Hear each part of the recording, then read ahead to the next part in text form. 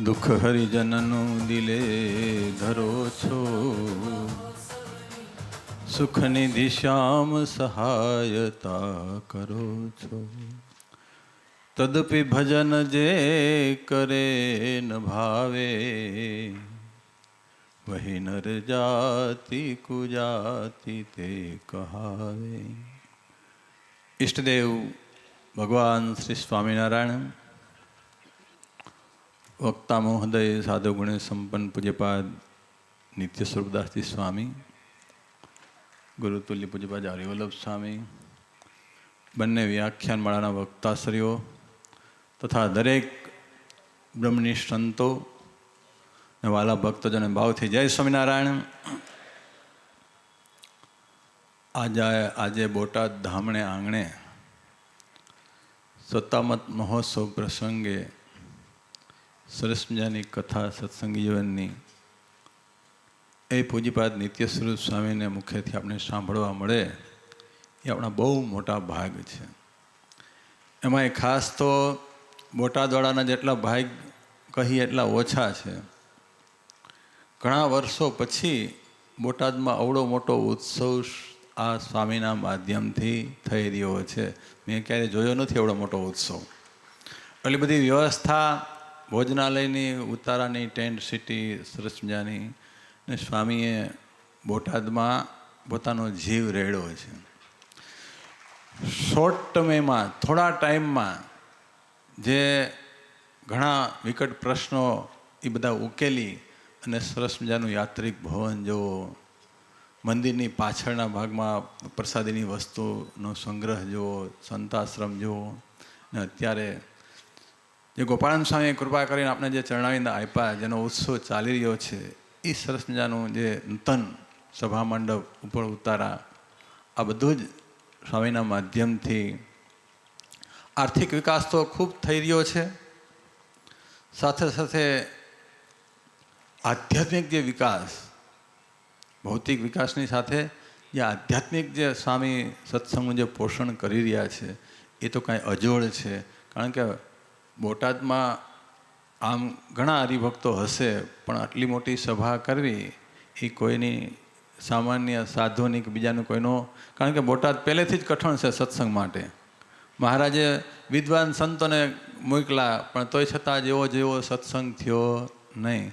પછી મહારાજ ધ્યાનાનંદ સ્વામી, જેને કોઈ કથા વાર્તા કાંઈ આવડે નહીં ને ભગવાનનું ભજન ને ધ્યાન કરે, એને મોકલા. પછી એના દ્વારા બધા વાણીઓના વેપારીઓમાં સત્સંગ થયો અને પછી દિવસે ને દિવસે બોટાદ ગામમાં કૂદકે ને ભૂસકે સત્સંગ વધ્યો. પછી તો બધા અત્યાર સુધી પરંપરામાં સવારે વાત કરી હતી એમ બહુ સંતો અહીંયા રહ્યા છે, સત્સંગ ખૂબ કરાયો છે.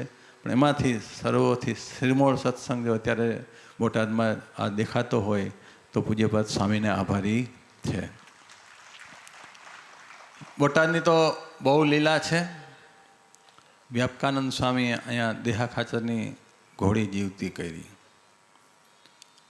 દેહા ખાચરની ઘોડી મરી ગઈ તો આપણે કેમ અત્યારના જમાનામાં બહુ સારી સારી ઇમ્પોર્ટેડ ગાડી બધાને પસંદ હોય, ત્યારે વાહનમાં તો શું ઘોડી, ને મારી દરબારને ઘોડી બહુ વાલી હોય. એ વાલી ઘોડી મરી ગઈ. પછી વ્યાપકાનંદ સ્વામીને વાત કરી, સંતો તો દયાળુ હોય.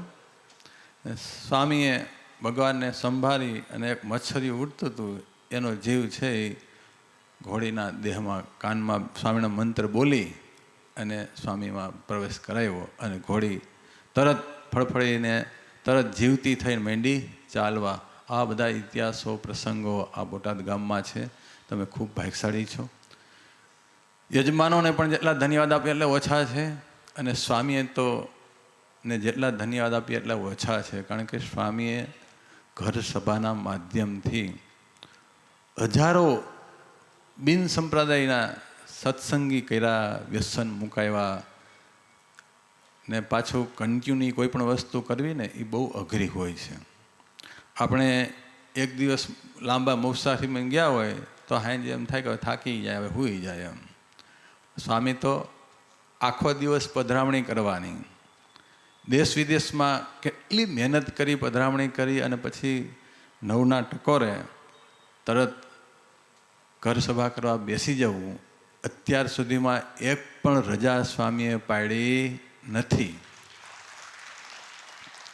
જ્યારથી ઘર સભા ચાલુ થયા 4 વર્ષ થયા છે, 5 વર્ષ, ત્યારથી કન્ટિન્યુની કથા વાર્તાના માધ્યમથી લાખો હરિભક્તોને સત્સંગનું પોષણ પાર્યા છે, ભગવાન સન્મુખ કર્યા છે અને મૂળ સંપ્રદાયનું ગૌરવ વધારી રહ્યા છે. અને આવા મંદિરોની સેવા કરી ડાયરેક્ટ ગોપીનાથજી મહારાજની પણ અહીંયા બોટાદ હોય, ભાવનગર હોય, મહુવા હોય, બહુ મોટી સેવા કરી રહ્યા છે. એમ રાધારમણ દેવની પણ બહુ મોટી સેવા કરી રહ્યા છે. અને લક્ષ્મીનારાયણ દેવની તો વાત જ ન થાય, એટલું મોટું સ્વામીનું સંપ્રદાયમાં યોગદાન છે.